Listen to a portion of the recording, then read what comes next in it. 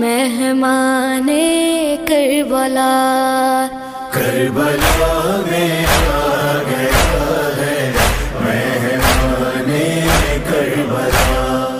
صلی اللہ علیہ یا ابا عبد اللہ وعلی جدک وابی وعلی امک واقی وعلی الارواح التي حلت بفنائي طبتم وطابت الارض التي فيها دفنتم يا ليتنا كنا معكم فنفوز فوزا عظيما يا غريب يا مظلوم ويا شهيد كرب أما بعد فقد قال رسول الله صلى الله عليه وآله وسلم زينوا مجالسكم بالذكر عن ابن أبي طالب عليه السلام۔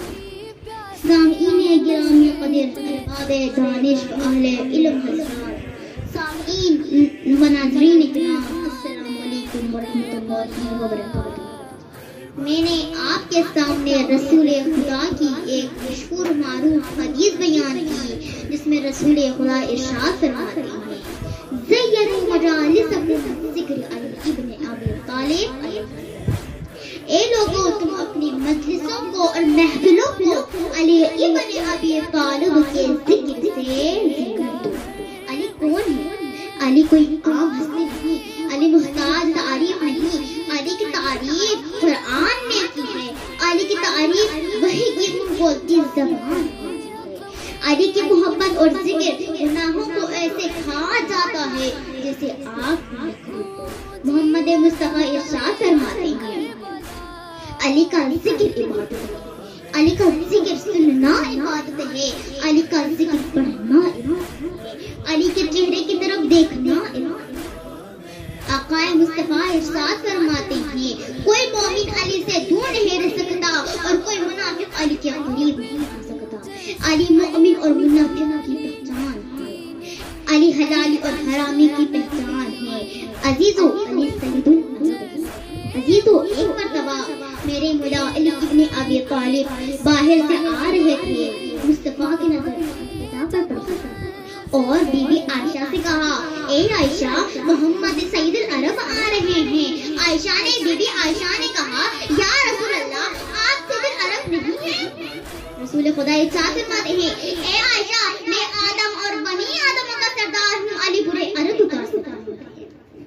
اور رسول خدا ارشاد فرماتے ہیں لحمہ لحمی دم دمی یا علی انت اخی فی الدنیا والآخرہ، علی مع الحق وحق مع العلی، علی مع القرآن وقرآن مع العلی، انا مدینۃ العلم وعلی بابها، یا علی انت بمنزلۃ ہارون من موسیٰ۔ علی جن کے لیے غیبی ندا آئے لا فتح الا علی، لا سیف الا ذوالفقار۔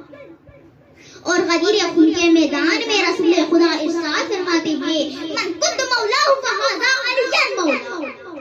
اے دنیا والو، اگر علی سے بغض ہے تو جنت کا سوچنا چھوڑ دو، اس لیے جنت علی کی ملکیت ہے اور جنت کو علی اور ان کے اولاد تقسیم کریں گے۔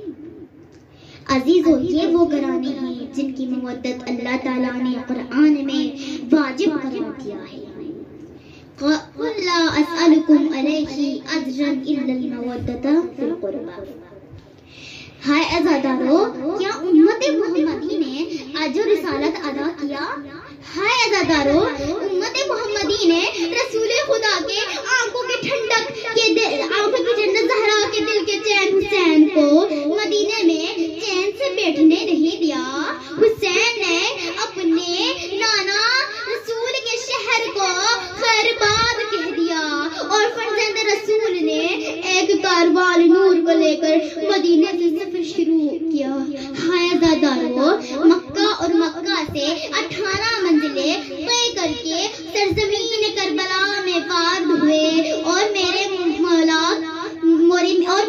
حسین کا گھوڑا اچانک رک گیا اور آگے قدم نہیں بڑھایا۔ حسین سمجھ گئے اور لوگوں سے پوچھنے لگا اے لوگوں، اس سرزمین کا نام کیا ہے؟ کسی نے بولا نینوا، کسی نے بولا شط فرات۔ میرے مولا نے پھر سے فرمایا اس سرزمین کا نام کیا ہے؟ کسی نے کہا اس سرزمین کا نام کربلا ہے۔ جو ہے یہ نام سننا تھا، میرے مولا حسین عباس علمدار کی طرف دیکھ کر فرماتے ہیں عباس یہیں پر ہماری سواریاں اتار دی جائے، یہی وہ جگہ ہے جہاں ہمیں مصیبتیں اپنی آنکھیں لکھے گئی ہیں، یہی وہ جگہ ہے جہاں ہمارے عوام انصار اور بچوں کو بے دردی سے شہید کیا جائے گا۔ ہائے عزادارو، یہی وہ جگہ ہے جہاں ہماری بہنیں مائیں کو قیدی بنا کر کوفہ و شام پھیرایا جائے گا۔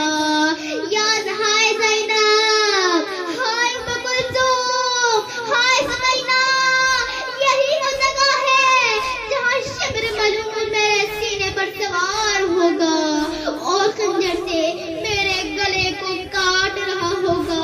ہائے عزادارو، یہی وہ جگہ ہے جہاں میری بہن زینب 70 قدم پر اپنے بھائی کو شہید ہوتے ہوئے دیکھ رہی ہوگی۔ ہائے عزادارو، یہی وہ جگہ ہے جہاں ہماری قبریں بنے گی۔ انا للہ و انا الیہ راجعون والحمد للہ رب العالمین۔